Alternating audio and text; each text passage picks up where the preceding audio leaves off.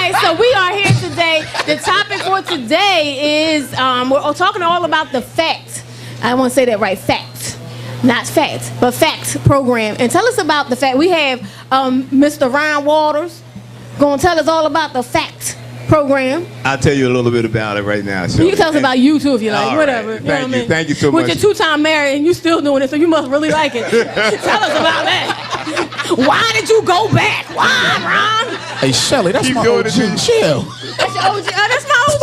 I know Papa too. I had to, you know, and I got a daughter that's in this room. Yes, he does. Marriage, you know what I mean? You got 2 daughters. No, I got one that came from the first marriage that's right here right now. Oh, yeah. That's right. Shout out to the boss lady. Yvette Money. Evar Radio 247. I got to give her mother respect. That's right, Yvette. Oh, yeah. All right, so I'm happy to be here and very pleased to talk about this program, F.A.C.T. It's one of our proudest accomplishments and programs that we run out of a maximum security facility, SCI Graterford, where we had put together a program where, because fathers who are incarcerated are not involved with their children's lives. And we know there's a lot of fathers who are not incarcerated that are not involved with their children's lives too. But because fathers who are incarcerated were going to the visiting rooms to go to see baby mama, and many times the mother would come up and bring the child with her when she comes to the visit.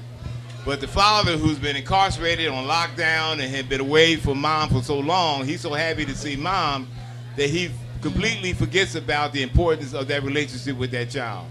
So out of maybe an hour visit or better, 95% of that visit was spent between mommy and dad, and very little was spent with that child. And we're going to find out more. I have to drive it off. I just want to do a little bit about the F.A.C.T program. I didn't want to mess it up and do it some justice. But before we go into the F.A.C.T program, we wanted to finish off the show from last week, which was Terrence Stone. And I believe David had a question, and I didn't want to forget that question. Yeah, what I wanted to know, when you identified yourself as being bisexual, what was the time frame between then and you coming out, and during that time period, because I don't know if it was short or long, were you dating anybody, seeing anybody, and then did you reveal that to them? Oh, good question. Talk about it.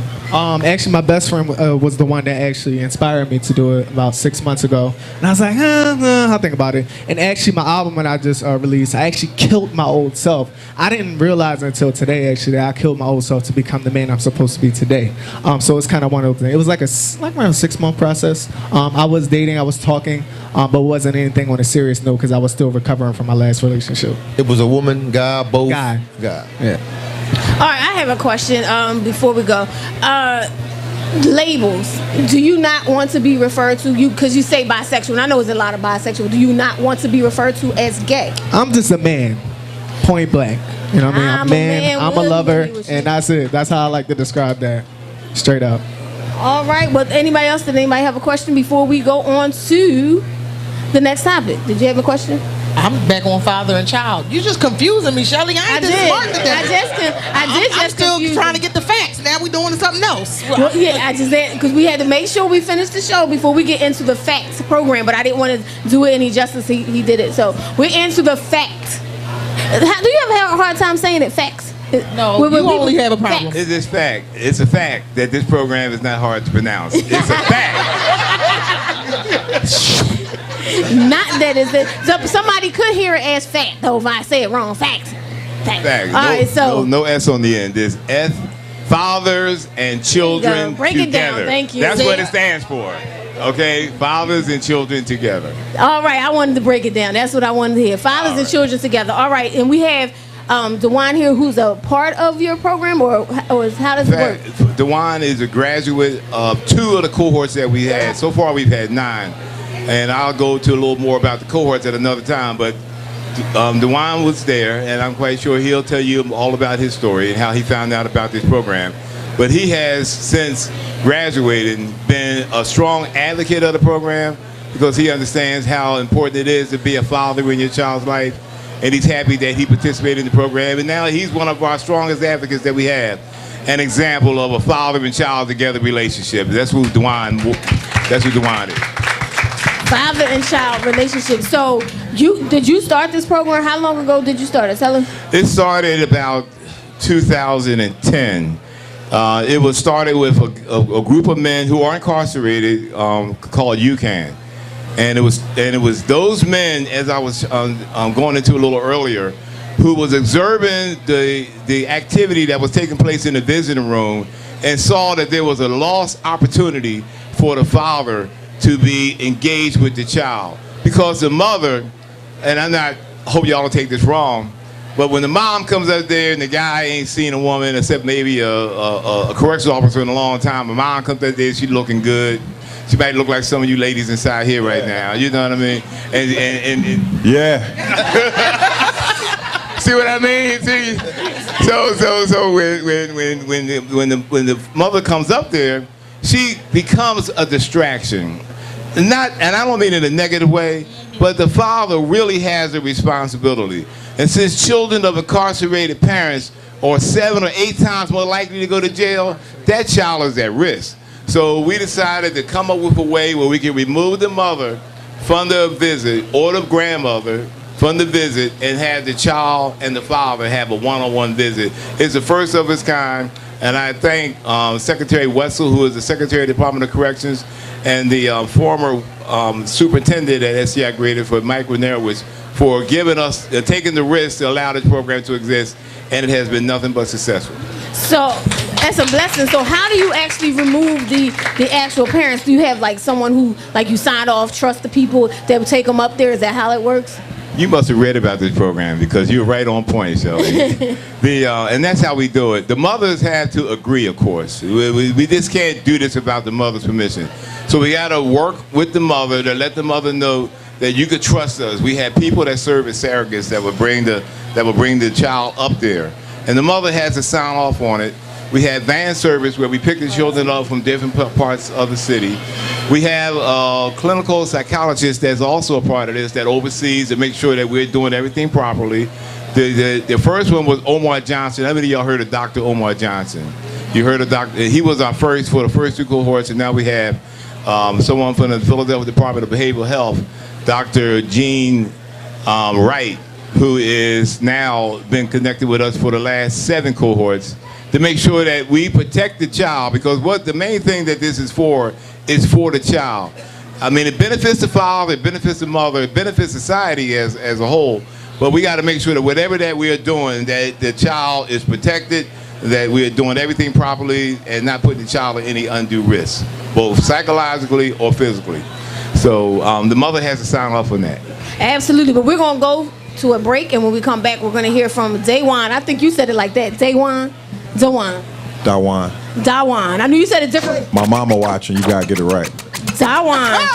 Wait a minute. Okay, mama, but listen, I got the last name right. I heard Williams, and since that's my last name, we good. Dawan Williams. All right, when we come back, thank you to Howard Gilliam Jr., New Video Productions. I heard he worked with Meek Mill. Free Meek, right? There you go, free Meek. So anyway, Howard Gilliam Jr., New Video Productions. He has a TV show every Thursday at 1 o'clock on Philly Cam, that is Comcast 66, Verizon 29. Shout out to Groove Boy Entertainment, that is Doc Smitty. Shout out to the genius, he is not here, JT the genius. And don't let me forget AlvinaStyles.com, because I am liking this silver and red combination. It matches so perfectly. She did that for me at the last minute because I sure didn't know what I was wearing until this morning. But anyway, let's go. Single on a Saturday night, TGI Fridays, 4,000 City Ad. God bless you. I tried to hold it, but you kept talking. God bless you. She was holding that joint too. She was sitting next to me tight to the mud.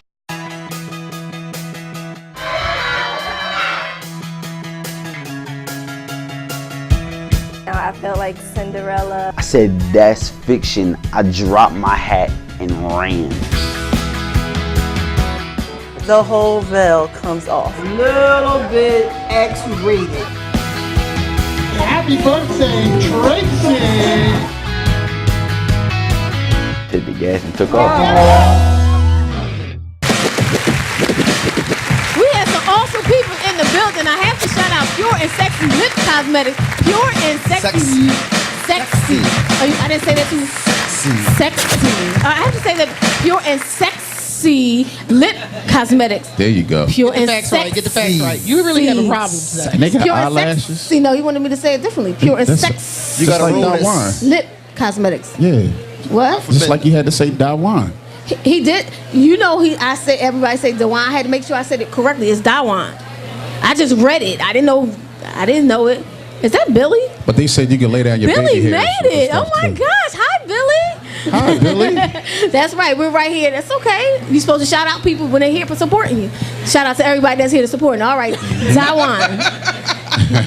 Dawan, tell us about how you got involved with the F.A.C.T program.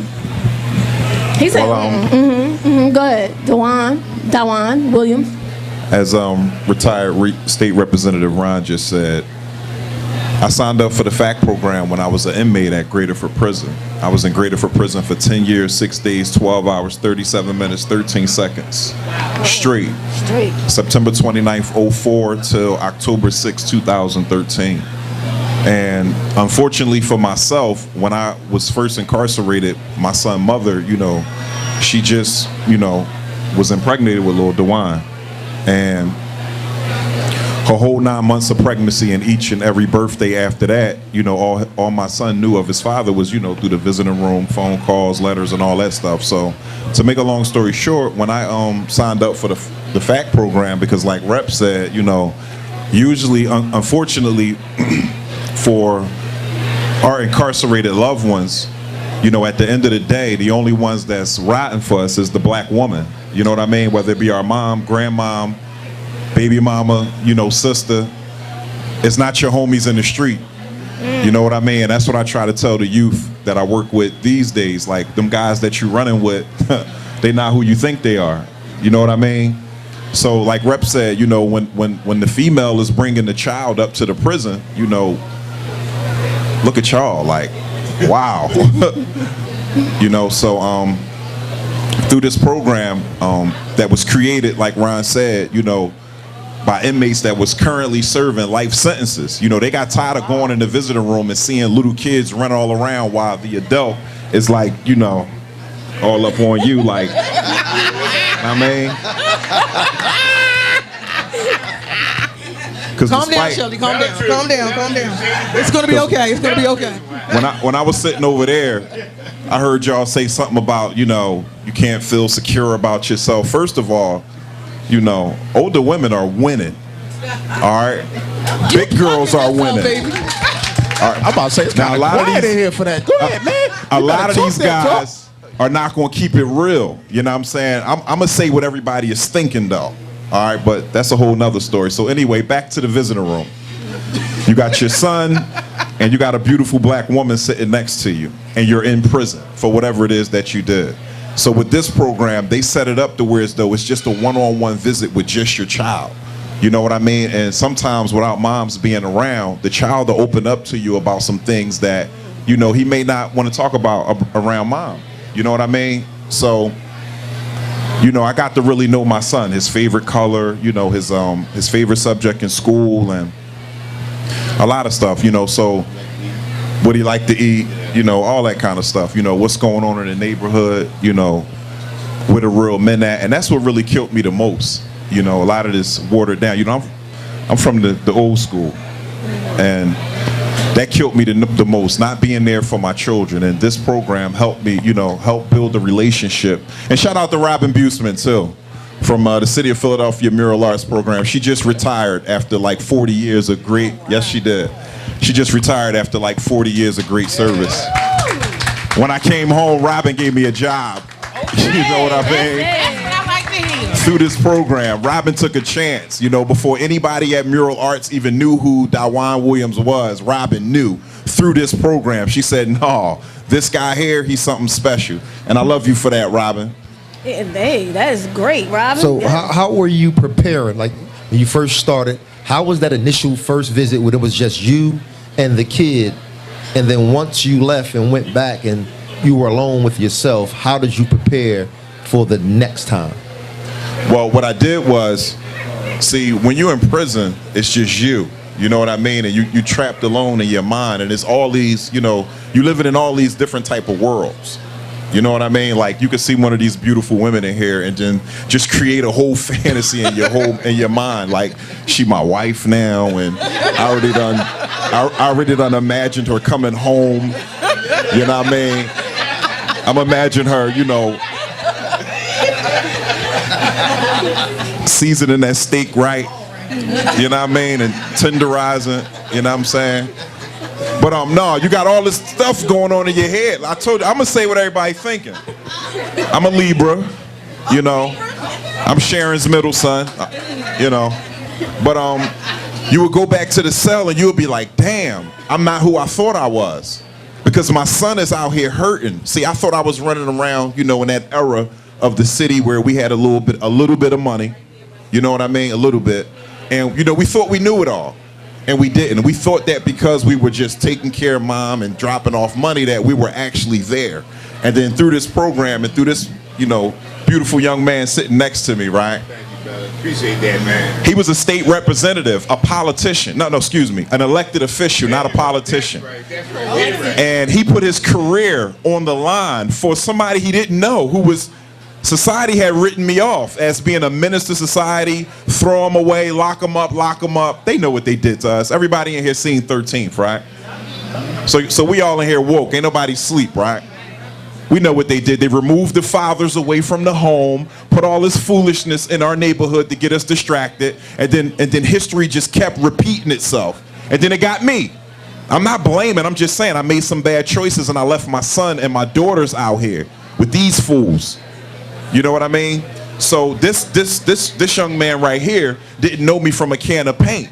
And he was an elected official, and he went up to Harrisburg and said, no, I want to work with the men that's coming out because we don't want them in the parking lot waiting for us, you know, with a gun and wanting to rob us. We want young men that's like, what time is dinner tonight?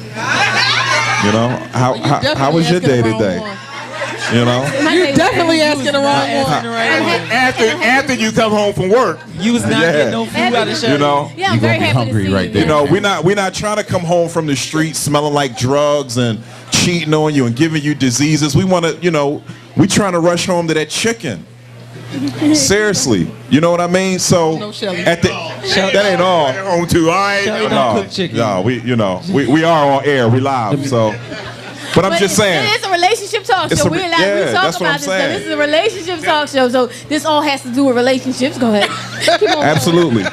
So, but Ron, you know, he put his career on the line. And how many elected officials are going to do that, especially of color?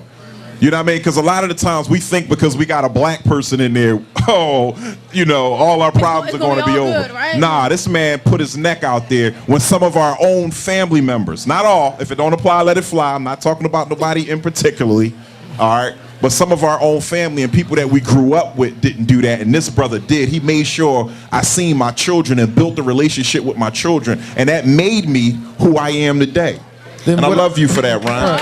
Thank you, Ron. We're going to go to, look at that, wait a minute. On that note, we're going to go to a break, and I want to come back. We're going to have a question for Ron, but thank you right here. We're at TGI Fridays, 4000 City Ave. Thank you to Howard Gilliam. The music drop. Thank you to Howard Gilliam Jr. right here, New Video Productions. He worked with Curtis Blow, absolutely.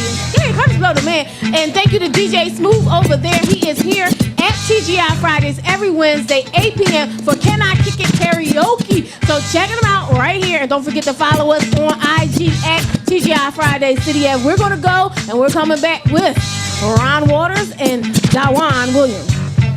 Thank you, Shelly. You're welcome. Yeah, I was watching you all them years on Urban Expressions, girl. You and my man Keith from up the block, girl.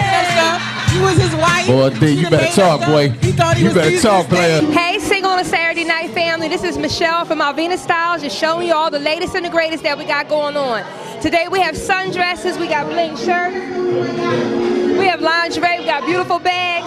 Definitely come see alvinastyles.com for all the goodies we have for you. Hey. We deserve to be able to come home to peace and happiness and not where you was at and why she liking your pictures and why you always in your phone and why you don't want to come upstairs and why you don't want to watch my show. I want to watch Love and Hip Hop. You want to watch Game of Thrones and we don't want to hear that all the time. Just chill.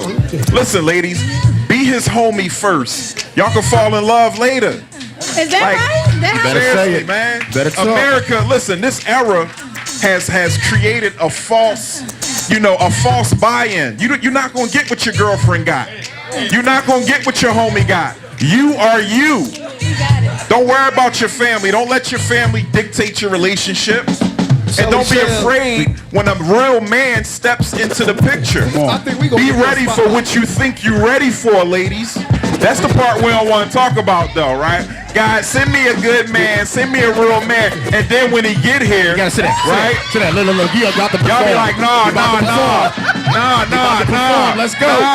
Let's get it. I don't want nobody telling my son to take the trash out. Well, I'm gonna let you talk, because this is the one on a Saturday night. Don't face me. Talk to the camera. Talk to the people out there. My daughter ain't been cleaning up her room. Why she gotta start now? Listen. All right. Well, my son only 24. Why he gotta pay rent? No, ladies. Hey, Dawan. No. Hey, Dawan. Listen. They gonna No. They gonna cancel the show. No, they gonna cancel the show. Listen. You just got us. Because the truth bothers people. You just got us 1,000 more apps. App subscriptions, cause the truth actually bothers people. Exact. Thank you. Real You better talk. I'm just saying. You better we want a real man. We want a real woman. But when she show up, it's like, nah. You want me to save money? Wait, no. Wait a minute. You want me to save money? You want me to get it? We gotta get back to the show now, though. Oh, hold on. My bad. My bad, y'all. My bad. I ain't mean to expose nobody. That's all right. That's all right. I ain't mean to expose nobody. Bring it back in. A real man. Oh, you want me to get a job? We back. Yeah. Oh, I gotta cook. Oh, I gotta take the. I gotta help you out. I gotta save my money. I can't just be an N-word. No. Oh, I actually gotta step up, man. Not in the real world. Oh no, that's too much. A real woman too much for me. No, sister, stop settling. Woo! You ready? Stop settling. Give it up for Dawan Williams. Give it up for Dawan. Seriously. That's right.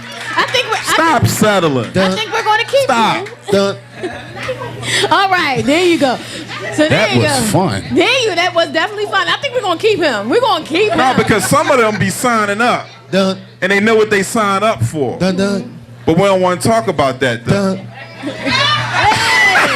Hey, Dr. Day. All right, listen, let's reel it back in. We had a question for Mr. Waters. Every time I pass it, somebody on the piano organ. That's how we gonna do it. No, man, we gotta keep it real, though.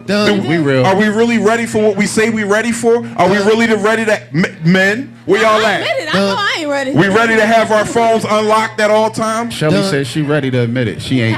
We ready to come in the house at the right time? We ready to really step up, or we want to keep we want to keep on with little girls? Wow. All right, so we're gonna get back into it. We here. All right, we ready. We going? Okay. I didn't know. Yeah, and that's a fact. There you go. Yeah, that's a fact, Jack. But anyway, in that old school. But anyway, listen, my question for you, Ryan Waters. You seem to give a lot of people jobs that have been to prison, and for some people that seems to be a problem. Like they always have a problem finding jobs when they get out of prison. But I know a few people that have worked for your organization when you were wrecked, and you gave them jobs. So how does that work? And what made you do that? Wait, hold on. Yes. Let me answer that, Ryan. This how I look at it, right? You gonna look at First of all, Ryan can't do nothing. He can't want nothing for me. I gotta want it for myself. Right. So when I stepped out of prison, Ryan was an elected official. He was state representative. Right. So I know being who I am, just being around the presence of a king, you're gonna get some gold somewhere, somehow. I can't walk out of prison and just say, oh, Ryan's gonna get me a job and I'm gonna live happily ever after. No, I had to get up, get out, and go get it and go with him.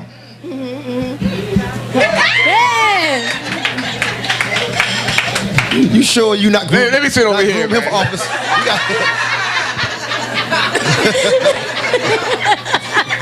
You sure you're not grooming him for office? Nah, I think he's ready. He don't need to be groomed. I think he's already ready. You know, so he's definitely ready. I really appreciate all that Dawan said. I appreciate all the accolades that he gave, and you know, it humbles me because, to me, what I was doing I thought was the right thing. I was in Harrisburg. I was with other lawmakers and other legislators, and we was voting on a lot of tough on crime stuff.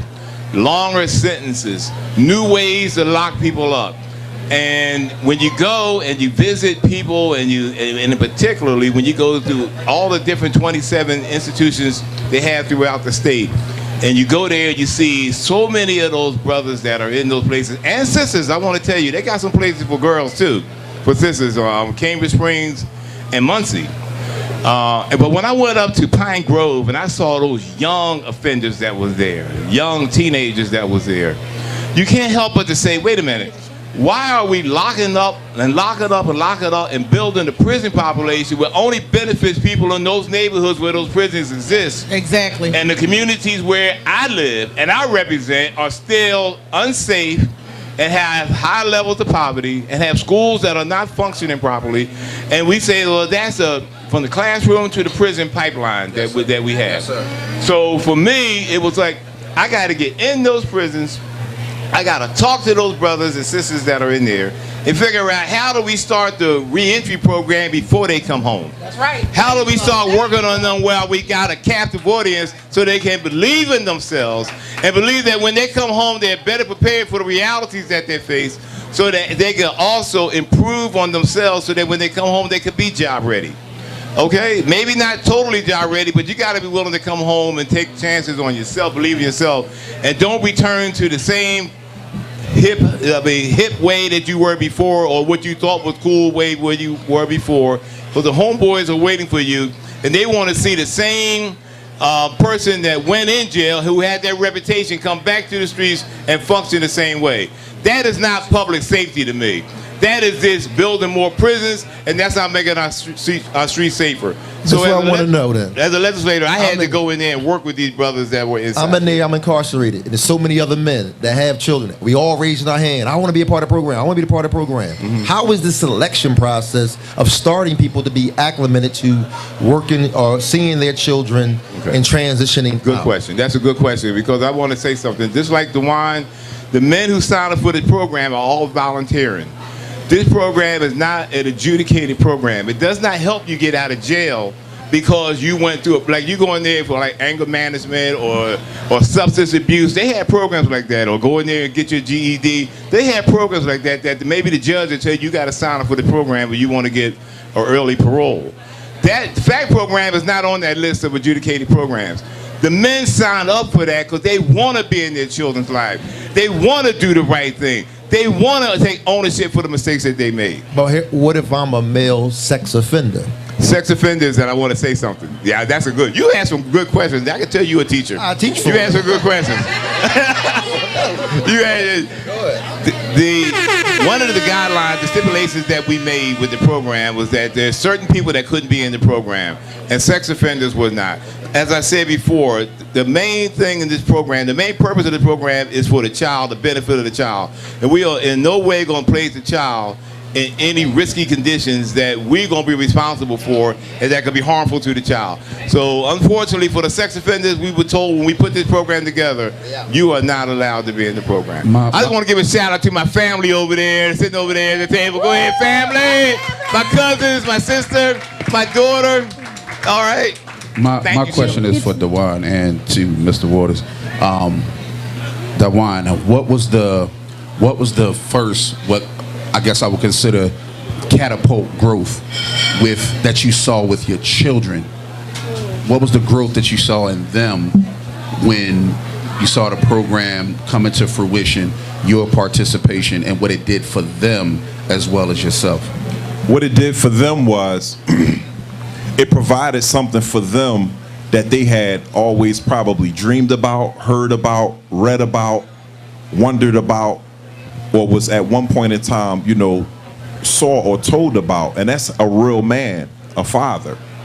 You know what I mean? So now with a father in your life, you want to do better with somebody, you know, encouraging you, especially for our young ladies, because you know how it is nowadays with social media and all that kind of stuff. You know what I mean? So, you know, and for a lot of us men, you know, we gotta put the fact to the side that you're not in a relationship with the mother of your child. Like, come on, like all right, whatever happened, happened. We all made some bad choices, you know, especially in relationships, right? Past relationships. Oh, don't nobody hear me now.